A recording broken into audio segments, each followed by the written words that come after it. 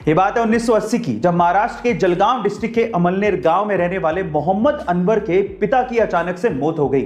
उनकी मौत के बाद पीछे जायदाद में एक खेत था जिसे मोहम्मद अनवर के अलावा 3 भाइयों में बराबर से बांट दिया गया, लेकिन मोहम्मद अनवर ने उस जमीन के टुकड़े को 80,000 रुपए में बेच दिया और एक ब्रोकर सतीश शाह के कहने पर 10,000 रुपए विप्रो कंपनी में इन्वेस्ट कर दिए और 100 शेयर्स विप्रो कंपनी के खरीद लिए।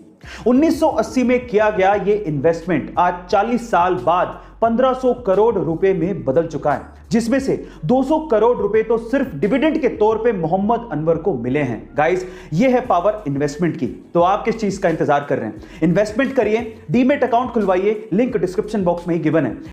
हमारे देश में क्रिकेट बहुत ज्यादा पॉपुलर है और कभी कभार ग्राउंड पे खिलाड़ियों के बीच की कंट्रोवर्सी इसे और ज्यादा पॉपुलर बना देती है। गाइस, आपने क्रिकेट के ग्राउंड पे बहुत बार खिलाड़ियों को आपस में भिड़ते और उन्हें आपस में गाली देते या अपशब्द बोलते देखा होगा, लेकिन क्या आपको पता है कि एक खेल का टूर्नामेंट ऐसा भी है जहां पर खिलाड़ी आपस में एक दूसरे को गाली नहीं दे सकते।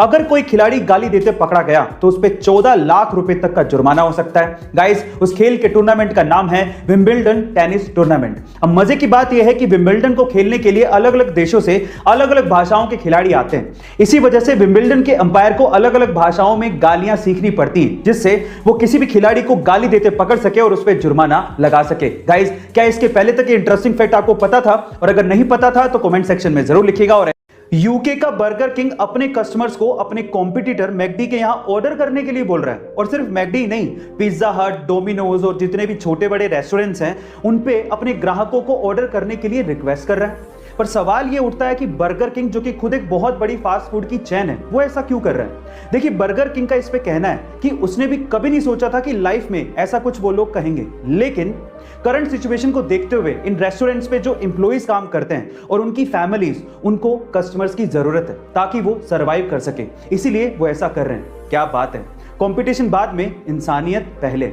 बर्गर किंग के सोच के लिए एक हार्ट तो बनता है। गाइज, आज है 1 जुलाई और आज का दिन हमारे लिए बेहद खास है क्योंकि आज के दिन इंडिया में डॉक्टर्स डे सेलिब्रेट किया जाता है। और इस सिचुएशन में तो इस दिन की इंपॉर्टेंस और ज्यादा बढ़ जाती है क्योंकि डॉक्टर्स कम्युनिटी की वजह से ही हम लोग कोरोना जैसी महामारी से लड़ पा रहे हैं। पर सवाल यह है कि 1 जुलाई को ही हम लोग डॉक्टर्स डे क्यों सेलिब्रेट करते हैं? क्या आपको पता है?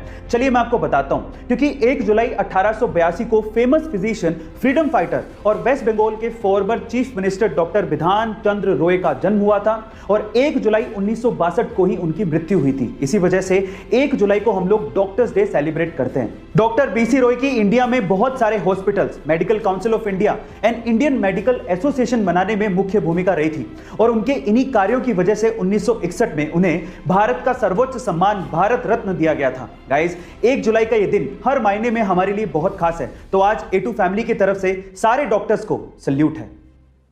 2020 में आई कोरोना की लहर की वजह से सब कुछ बंद पड़ गया। कई जगहों पर लॉकडाउन तक देखने को मिला।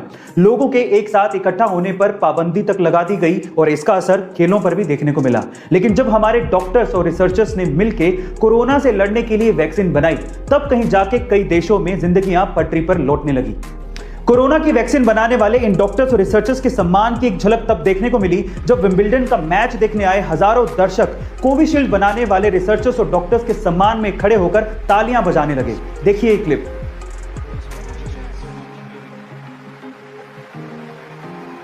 अगर ये कोरोना वॉरियर्स ना होते तो शायद हम लोग कोरोना पैंडेमिक से बाहर निकलने का रास्ता तक नहीं देख पाते। So thank you so much to all the doctors, researchers and corona warriors. Guys, ऐसे अमेजिंग वीडियोस के लिए शेयर, सब्सक्राइब एंड लाइक। मिलते हैं अगली वीडियो में।